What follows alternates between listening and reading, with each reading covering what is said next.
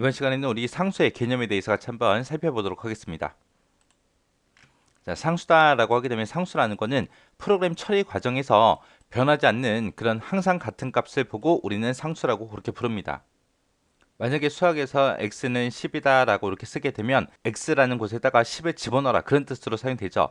만약에 x에다가 20을 집어넣어라 라고 하게 되면 x의 값은 이제 20으로 바뀌겠죠.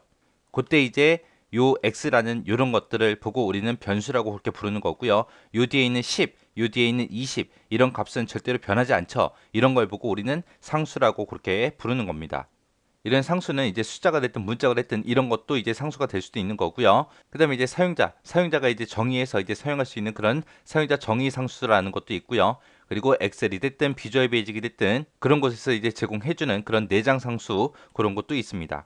그래서 숫자 문자 이런 데이터 상수도 있고요. 그다음에 사용자가 정의한 그런 사용자 정의 상수도 있고 엑셀이 됐든 VBA가 됐든 이런 곳에서 제공하는 그런 내장 상수도 있더라. 이 내장 상수를 다른 말로 시스템 정의 상수라고 하더라. 그렇게 기억하시면 돼요.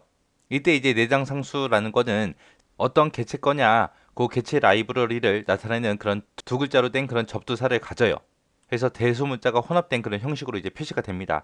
그래서 만약에 엑셀에 내장되어 있는 그런 상수다라고 하게 되면 XL이라는 이런 걸로 이제 시작이 되고요. 만약에 비주얼 베이직에서 이제 사용하는 그런 내장 상수 있죠. 거기서 이제 VB로 그렇게 시작이 됩니다.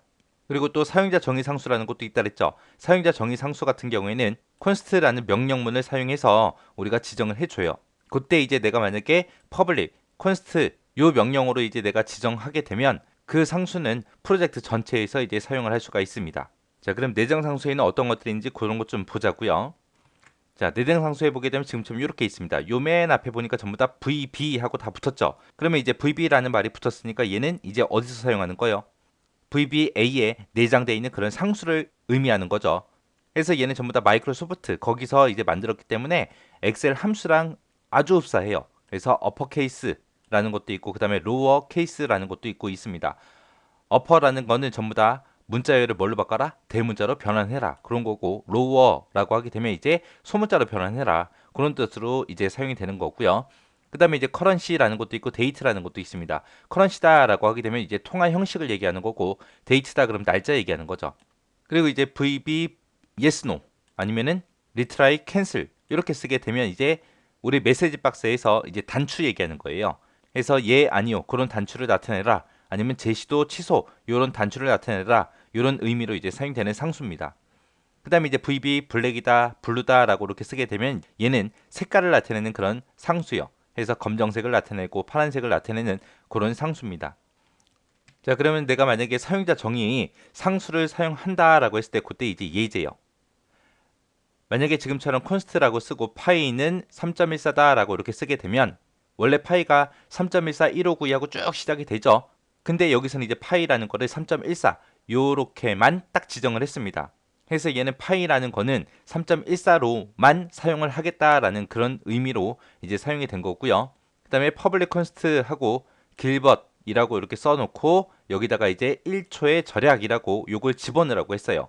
그럼 길벗이라는 요 상수가 이제 만들어진 겁니다.